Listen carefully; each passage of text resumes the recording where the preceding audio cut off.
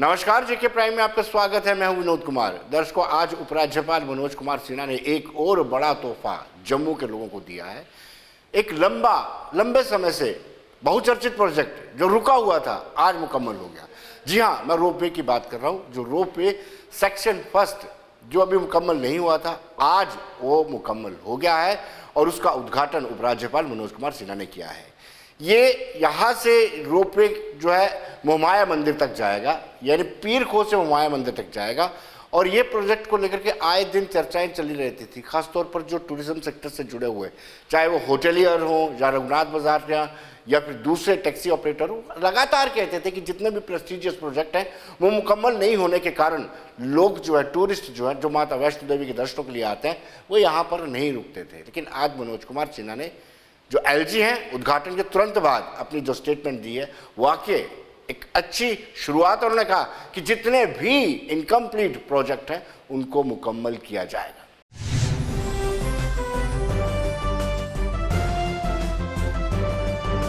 ये बदली हुई संस्कृति आपको इसमें दिखाई पड़ेगी कि लंबे समय से जो काम पूरे नहीं हो रहे थे वो अब पूरे होने लगे। और उसी में का एक काम ये भी है जो बहुत दिनों से प्रतीक्षित था जम्मू के लोगों के लिए।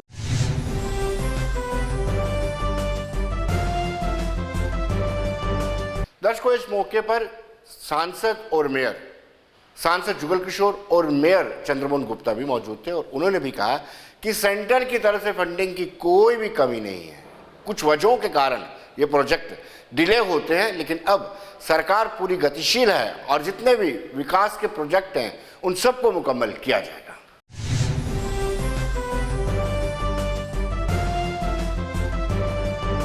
गंडोले का जो दूसरा फेस है, मवाया मंदिर से लेके पीर खोता का, आज उसकी लॉन्चिंग माननीय एलजी साहब ने की है, मनोज सिन्हा जी ने।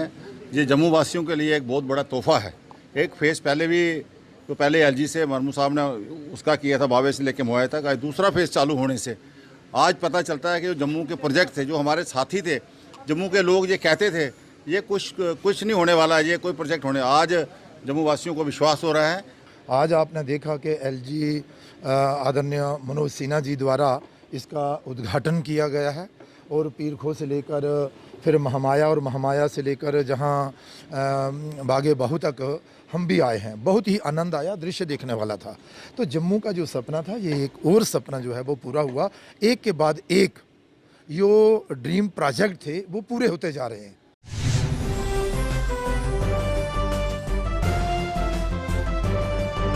दर्शकों, हमने रोपवे बनाने वाली कंपनी से जो अधिकारी हैं, उनसे, ऑफिसर्स हैं, उनसे बातचीत की और उनका ये कहना है कि ऐसी कंपनी जो 1974 से लगातार रोपवे बना रही है और कोई भी अनटूवर्ड इंसिडेंट नहीं हुआ है। ये इस कंपनी की खासियत है। और हमने कहा कि जो दृश्य वहाँ से दिखेगा रोपवे में, वो वाकई तारीफ के काबिल होगा, अद्भुत होगा। पूरे शहर का नज़ारा सूर्यपुत्री तभी भी आपको देखने को मिलेगी और साथ ही साथ पूरा शहर इस रोपवे से आपको दिखेगा।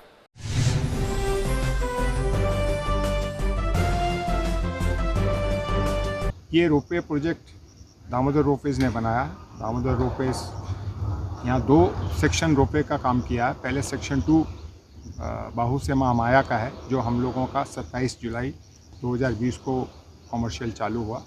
ये आज लेफ्टिनेंट गवर्नर माननीय मनोज सिन्हा ने ये इसको आज इनोग्रेट किया सेक्शन 1 को। इस रोपवे सेक्शन 1 रोपवे की खूब अच्छी खासियत है कि पूरा जम्मू का रिवर तवी के ऊपर से जाता है और जो भी इसमें यात्री बैठेंगे खूब इंजॉय करेंगे, पूरा ब्यूटी देख पाएंगे।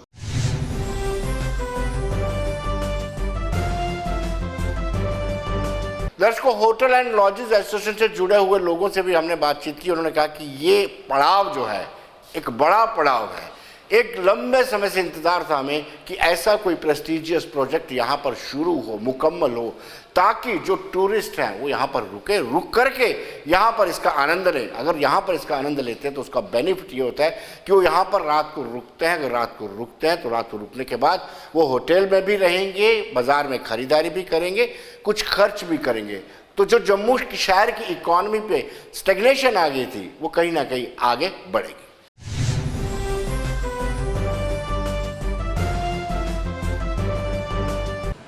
अभी इसका उद्घाटन पहले सेमी फेज में हुआ था वहाँ से महामाया से बागेबाऊ तक हुआ था। आज पीर खोज से लेके महामाया तक आज पूरा संपूर्ण हुआ है। मैं मुबारकबाद देना चाहता हूँ एडमिनिस्ट्रेशन को, एलजी साहब को और टूरिज़म डिपार्टमेंट को, जिन्होंने पूरी जोर शोरी से ये इसको पूरा किया है। इससे टूरिज़म पॉइंट ऑफ व्यू यहाँ पे देखिए आप, बहुत अच्छा व्यू पॉइंट है। हालांकि सरकार को मैं आपके माध्यम से सरकार से रिक्वेस्ट करना चाहता हूँ, यहाँ पे जितने तभी के आसपास जितने भी पैच हैं, जो डेवलपमेंट चाहिए, ये जैसे डेवलपमेंट ऑफ पार्क चाहिए।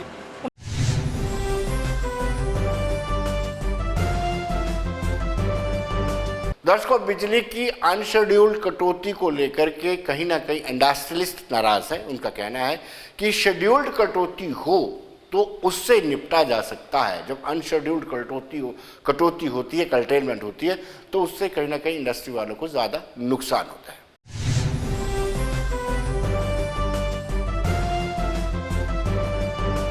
और यहाँ पे फिर दिक्कत, बारिशों के दिन में दिक्कतें आती हैं कि हवा चलती है, आंधी आती है तो लाइटें बंद हो जाती हैं, जिसमें कि 4-4, 5-5 घंटे का ट्रिपिंग होती है।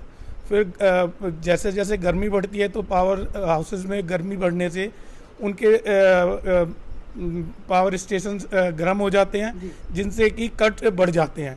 थोड़ी थोड़ी देर बाद कट होता है। उससे क्या होता है कि हम लोगों की प्रोडक्शन में लॉसेस होते हैं।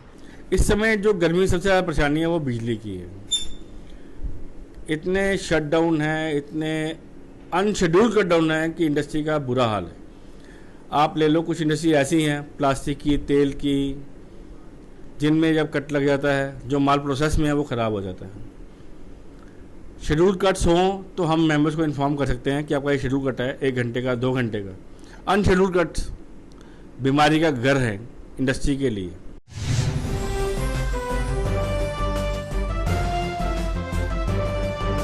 दर्शकों, हमने अपनी पार्टी के नेता गुलाम हसन मीर से बातचीत की। आइए देखते हैं उनका क्या कहना है।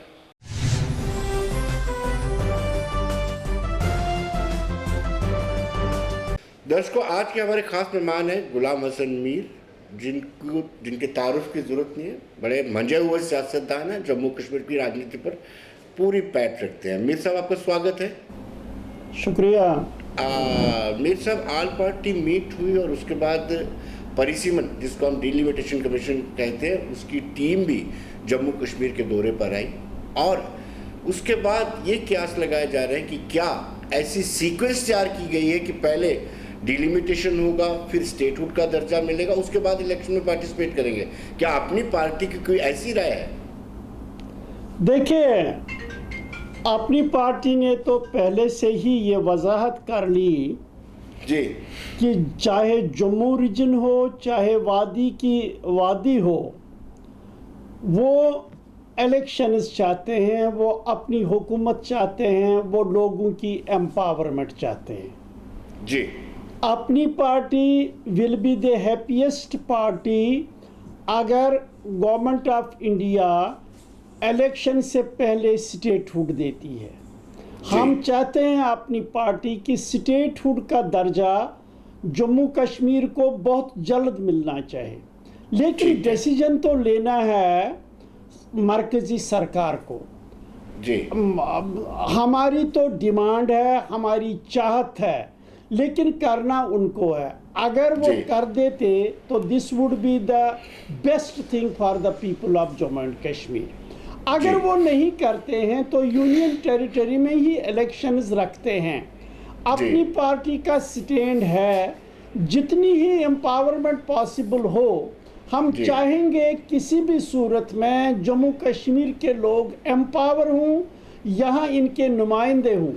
आप जब किसी भी एरिया में जाएंगे, लोगों से मिलेंगे, तो हर जगह उनकी यही शिकायत है कि उनका कोई पुरसान हाल नहीं। वो अगर किसी से बात करें, आवाज़ उठाएं, कहाँ उठाएं। और साथ ही ये भी मानना है गवर्नर रूल कितना भी अच्छा हो, ये किसी भी कीमत पे अवामी हुकूमत का न्यामुल बदल नहीं हो सकता है। अगर ये सही होता, अगर गवर्नर रूल बेटर निज़ाम होता, फिर क्यों सारे मुल्क में फिर हिंदुस्तान क्यों जमहूरियत के लिए जाना जाता? डेमोक्रेसी के लिए जाना जाता, फिर यहाँ भी एक ही बंदे के हाथ में हवाला कर देते, फिर क्यों ऐसा करने की ज़रूरत थी। ये इम्पॉर्टेंट चीज़ है कि इलेक्शंस होने चाहिए, यहाँ की अपनी हुकूमत होनी चाहिए। People of Jammu and Kashmir should be empowered politically, ये हमारा मानना है, ये अपनी पार्टी का मौक़िफ़ है। लेकिन मीर साहब, अगर नई सरकार बनती है और सरकार ये रेजोल्यूशन लाती है, प्रस्ताव लाती है और केंद्र सरकार को भेजती है कि स्टेटूट का दर्जा दिया जाए, उस वक्त अगर स्टेटूट का दर्जा केंद्र सरकार देती है, आपको नहीं लगता कि उस सरकार की जम्मू कश्मीर की आवाम के सामने एक क्रेडिबिलिटी बन जाएगी? नहीं, वो भी एक इशू है। सवाल ये है, हमारा मानना है कि better it would have been कि अगर स्टेटहुड पहले मिलता फिर इलेक्शन। फिर भी हमारा मानना है जितनी जल्द ये हो सके, क्या भी फॉर्म हो कैसा, लेकिन अगर हमारी सरकार बनती है, हम इलेक्ट होके आते हैं, हमारा फोर्सफुल मुतालबा मरकजी सरकार से होगा, फर्स्ट प्रायोरिटी हमारी तरफ से होगी कि अर्स्टवाइल स्टेटहुड हमें मिलना चाहिए। बच्चों को मौत के रास्ते से हटाकर तरक्की के रास्ते पर लाया। मीर साहब, अपनी पार्टी के पास कौन सी जादू की छड़ी है कि वो पावर भी जनरेट कर लेगी और वो इतना बुरा इंफ्रास्ट्रक्चर है इस वक्त पावर का, वो भी ठीक कर लेगी? इतनी कौन सी नौकरियां हैं जो अपनी पार्टी आते ही पैदा कर रही है? हाँ, जब आप एक एक इशू को लीजिए, नौकरियों के बारे में मैं ब्लूप्रिंट दूंगा। मैं सरकारी नौकरियों की बात नहीं कर रहा हूँ। सरकार की नौकरी में आप 2% 3% की बढ़ोतरी कर सकोगे, उससे ज़्यादा नहीं। मैं वो उन पार्टियों की तरफ धोखा नहीं देना चाहता हूं जिन्होंने कहा हम घर घर में नौकरी दे दें। मेरा ये नहीं, एक एनवायरनमेंट ऑफ एम्प्लॉयमेंट क्रिएट करने की ज़रूरत है। इन्वेस्टमेंट यहाँ होती नहीं है जम्मू कश्मीर के अंदर। जिस रियासत में, जिस मुल्क में इन्वेस्टमेंट न हो तो जाहिर सी बात है बेकारी और बेरोजगारी बढ़ेगी।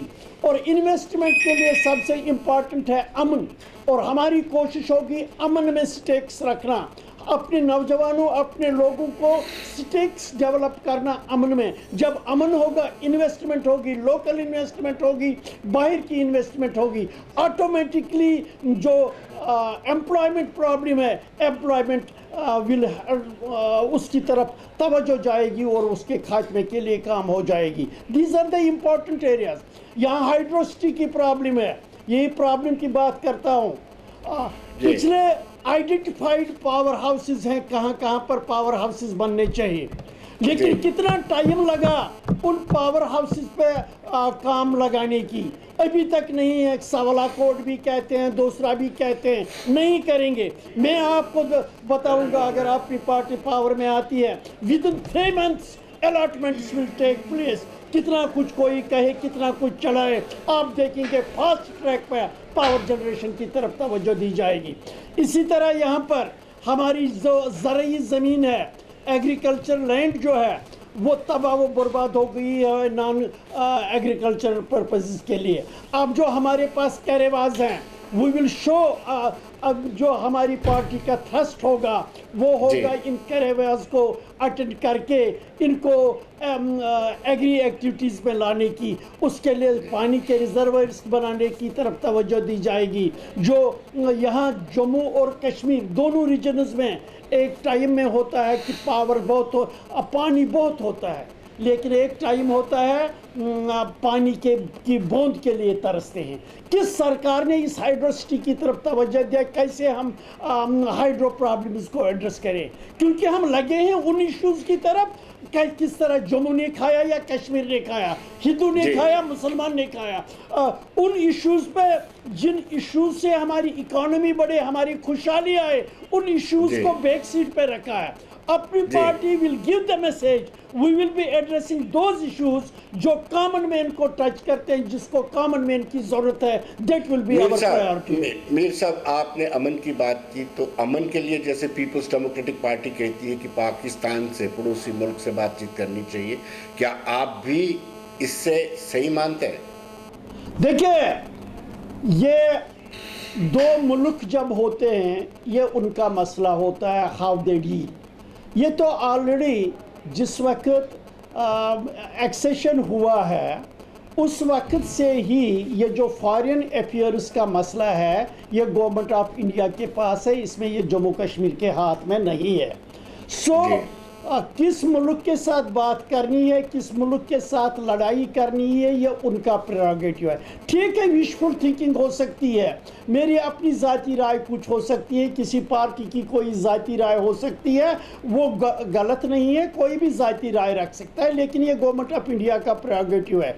हमें कन्फाइन करना है उन इश्यूज़ के तहत जो आपके हाथ में, जिनको आप सुधार सकें, जिनको आप आगे ले जा सकें। मैं वो बातें नहीं कहूँगा क्योंकि अपनी पार्टी का स्टैंड क्लियर ये है, हम अचीवेबल्स की बात करेंगे, नॉन अचीवेबल्स की नहीं। जब हम अचीवेबल्स की बात करें, हम विद इन जो जम्मू कश्मीर में आइन के मुताबिक, ऑल इंडिया आइन के मुताबिक जो हमारे पावर्स हैं, विद इन दैट पावर्स जितना कुछ हम कर सकेंगे ऐसा करेंगे, जिस तरह दूसरी रियासतें करते हैं, पंजाब करता है, हिमाचल करता है, दूसरी सरकारें करते हैं, उसी दायरे में रहकर जम्मू कश्मीर सरकार भी अपने लोगों की तरक्की के लिए काम करेगी। पाकिस्तान क्लेम करता है बार बार स्टेक, कि जम्मू कश्मीर में उसका स्टेक है, और अंतर्राष्ट्रीय स्तर पर भी कोशिश करता है। मेरे साहब, आपको लगता है कि 5 अगस्त 2019 के बाद ऐसा कुछ रह गया है? मैं समझा नहीं, यू रिपीट द क्वेश्चन। मैं ये कह रहा था कि पाकिस्तान अंतर्राष्ट्रीय स्तर पर ये क्लेम करता है कि जम्मू कश्मीर पर उनका स्टेक है कुछ, क्या आपको लगता है ऐसा कुछ स्टेक है? देखिए, दो मुल्कों के दरमियान डिफरेंट टाइम पे डिफरेंट स्टेट्स आ गए। एक टाइम था जब इंटरनेशनलाइज हो गया था जम्मू कश्मीर का मसला, फिर जब 71 वार हो गया, उस वक्त शिमला एग्रीमेंट आ गया। शिमला एग्रीमेंट के तहत ये इंटरनेशनलाइज होने के बजाय ये बाइलेटरल बन गया। तो मुझे नहीं लग रहा है अब कोई इसको इंटरनेशनल एक्सेप्टेंस है। जी, लेकिन मीर साहब, जैसे हमने कमीशन की जो टीम आई थी उनसे बातचीत की, उस कमीशन की टीम से साफ जाहिर होता है कि ऐसा कुछ नहीं है, वो एक्सरसाइज करेगी। 7 सीटें बढ़ाई जानी है।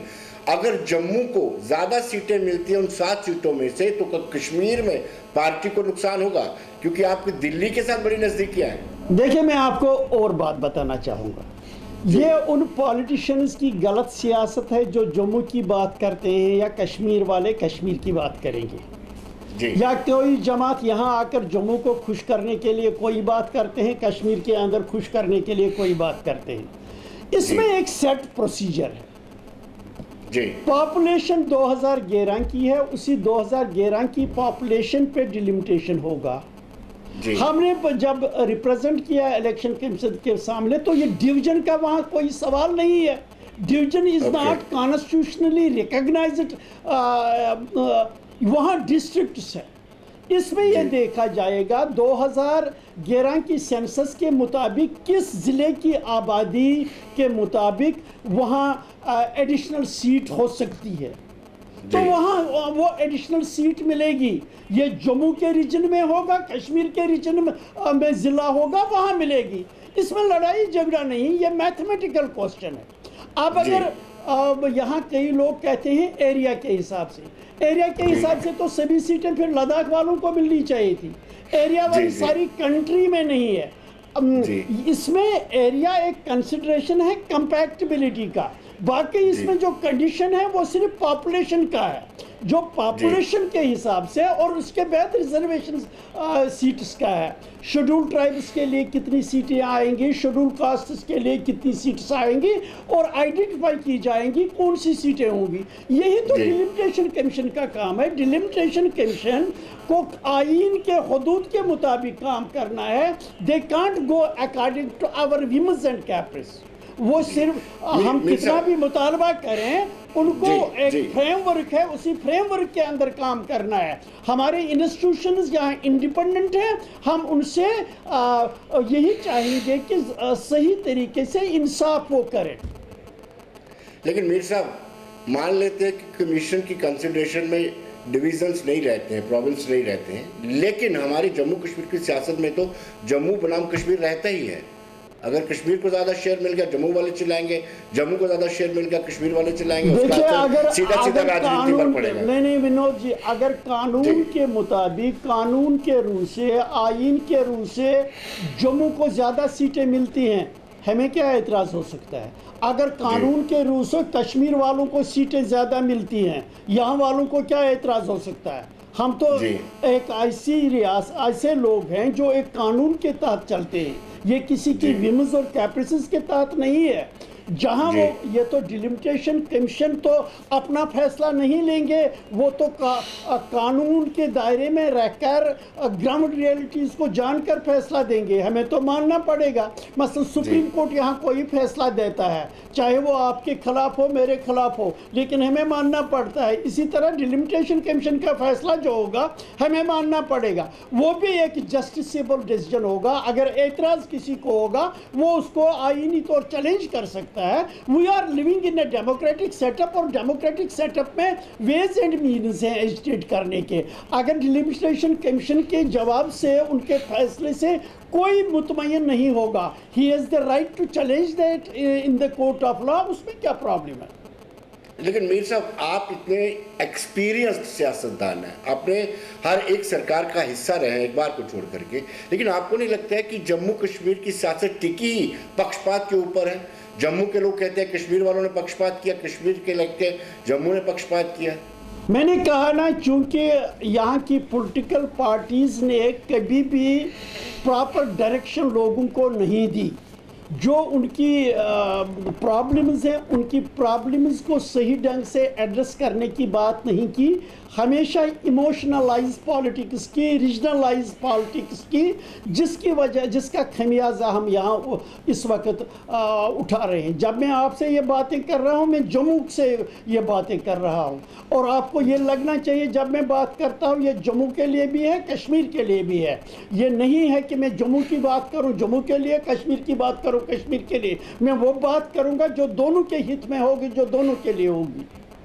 मीर साहब, अमूमन जितनी भी पॉलिटिकल पार्टीज़ हैं हमारी जम्मू कश्मीर बेस्ड, उन पर ये एलिगेशन लगता है कि ये कश्मीर बेस्ड पॉलिटिकल पार्टीज़ हैं। अपनी पार्टी पर इस तरह का इल्ज़ाम ना लगे, क्या व्यवस्था आपने किया? क्या जम्मू वालों को बराबर ड्यू शेयर मिलता रहेगा? नहीं, देखिए पहले मैं ये आपको बताऊं रिलीफ क्या शेयर का क्या होता है। देखिए, जब आप गवर्नमेंट ऑफ इंडिया से डिमांड करते हैं कोई स्कीम होती है, वो स्कीम या तो स्टेट के दायरे में आती है, डिस्ट्रिक्ट के दायरे में, प्रोविंस का वहाँ कोई नहीं होता है। मैं ये अपनी पार्टी चाहती है, चूँकि हम ये एक ऐसा तरीक़ेकार अडॉप्ट करें कि ये शिकायत ही हमेशा के लिए ख़त्म हो कि जम्मू ने खाया या कश्मीर ने खाया। हम पॉपुलेशन के बात सुनेंगे। मेरा सवाल दूसरा था, मेरा सवाल दूसरा था कि पॉलिटिकली आपकी पार्टी में जम्मू को भी, जम्मू के नेताओं को जो अपनी पार्टी से ताल्लुक़ रखते हैं उनको भी बराबर सम्मान मिले, और कश्मीर में जो अपनी पार्टी से ताल्लुक़ रखते हैं उनको भी बराबरी मिले। क्योंकि हमने देखा है, एक्सपीरियंस रहा है, पीपल्स डेमोक्रेटिक पार्टी में जम्मू के नेताओं को पूरी तरह से इग्नोर किया जाता था। ऐसा ही एनसी में भी हुआ है, अपनी पार्टी में ऐसा ना हो। वो तो बिल्कुल है। मैं जब कहता हूँ अपनी पार्टी दोनों रीजन्स को एहतराम देती है, दोनों रीजनों को एक दूसरे से मिलाने की बात करती है, लेकिन एक बात मान के चलनी भी है, जहाँ जम्मू में एरिया के हिसाब से जम्मू बड़ा है, पॉपुलेशन के हिसाब से कश्मीर बड़ा है। ये बातें तो हमें तस्लीम करने, फैक्ट्स तो तस्लीम करने हैं। जम्मू का एक रीजन ज़्यादा पहाड़ी है, कश्मीर में भी रीजन पहाड़ी है, यानी वहाँ भी पहाड़ी है। तो एक इकोनॉमिक सर्वे करने की ज़रूरत है, जिस तरीके से लगे जो नेगलेक्टेड एरियाज़ हैं, उन नेगलेक्टेड एरियाज़ को कैसे एड्रेस करें। अपनी पार्टी विल फॉलो दैट। और ये जो पैटर्न ऑफ फंडिंग होगा, अपनी पार्टी चाहेगी इसके लिए एक रेशो मुकर्रर होगा किस डिस्ट्रिक्ट के लिए, on the basis of economic development, other development criterias को रखकर, पॉपुलेशन को बुनियाद रखकर एक सिस्टम बनाएगी, जिससे ये शिकायत हमेशा के लिए दूर हो जाएगी। किस हिस्से ने खाया, किस खिते ने खाया। We will be the leaders in that to remove these misgivings. Mir Sahab, आपका एक्सपीरियंस क्या कहता है कि कब तक ये चुनाव हो जाएंगे? क्योंकि मार्च 2022 तक टेन्योर है डिलिमिटेशन कमीशन का। डिलिमिटेशन कमीशन ने अपनी रिकमेंडेशन तब तक देनी है। क्या अपनी पार्टी इलेक्शन फेस करने के लिए तैयार है? पहली इलेक्शन होगी। देखिए, मैं कोई ऐसी बुलंदबाग दावा नहीं करता हूँ। अपनी पार्टी मार्च 2020 में वजूद में आई है। इस वक्त जुलाई 2021 चल रहा है, यानी 1.25 साल हो गया। इस 1.25 साल में 1 साल कोविड ने खाया, कुछ महीने हमारे पास मिले, लेकिन जिस तरीके से हमारी पार्टी को हर जगह से एक्सेप्टेबिलिटी मिल रही है, सपोर्ट मिल रहा है, इट गिव्स द इंडिकेशन कि लोग जो हमारी पॉलिसी है, जो हमारा प्रोग्राम है, इसकी तरफ माइल होते जा रहे हैं। हमारी कोशिश होगी रीच आउट लोगों से। आपने देखा अभी हमें कुछ दिन ही बने हुए थे तो डीडीसी इलेक्शंस आ गए, वी पार्टिसिपेटेड, और आपने देखा कितना वोट शेयर हमने लिया और कितनी जगहों पर इस वक्त हमारे लगभग 40 के करीब डीडीसी मेंबर्स हैं। तो जाहिर सी बात है कि our party is in the reckoning of Jammu and Kashmir. So ये सवाल ही नहीं है इलेक्शन हूँ किस तरीके हूँ, क्या लोगों का फैसला होगा। वी आर सपोर्टिंग कि people's voice, people should rule themselves. Mir साहब, ये आरोप लगते रहे हैं कि पहले जो परिसीमन डिलिमिटेशन हुआ है उसमें जम्मू खित्ते के साथ पक्षपात हुआ है। क्या आप ये मानते हैं? देखिए, अगर पक्षपात हुआ था, मैं जम्मू वासियों से जो ये आवाज़ उठा रहे हैं उनसे सवाल करता हूँ, उन्होंने क्यों ये लीगली उस वक्त एजिटेट नहीं किया? हमारे पास जो फॉर्म्स हैं, मैंने कहा ना, इनका डिसीजन जो डिलिमिटेशन वालों का होता है, इनकी जो फाइंडिंग होता है वो जस्टिसेबल है। अगर वो गलत फैसला देते हैं या जो फैसला वो देते हैं वो नाकाबिल कबूल हो, उसको कोर्ट में चैलेंज क्यों नहीं करते? ये बाकी पब्लिक गैलरीज के लिए बोलना वो सही बात नहीं होती। मेरे साहब, आखिरी सवाल आपसे। हाँ, स्वायत्तता, जिस आखिरी सवाल आपसे, ऑटोनॉमी और सेल्फ रूल का क्या फेट रहेगा? देखिए, दिल को बहलाने के लिए बहुत से नारे दिए जाते हैं। मैंने हमेशा कह दिया, जिन पार्टियों ने ये नारे दिए, कितने लोगों को जेल भिजवा दिया, कितने लोगों को ये तबाह बर्बाद किया, अब कितना तबाह बर्बाद करोगे? जितना आपके पास था, जितनी ऑटोनॉमी आपके पास थी, आर्टिकल 370, आप वो नहीं बचा सके। नया क्या लाओगे? क्यों नौजवानों के जहनों को तबाह बर्बाद करोगे? We would be the happiest, लेकिन इज़ इट पॉसिबल? अगर पॉसिबल नहीं है, फिर क्यों इस चीज़ को फॉलो करना है? जी मीर साहब, बहुत बहुत शुक्रिया आपका, धन्यवाद। शुक्रिया जी, शुक्रिया।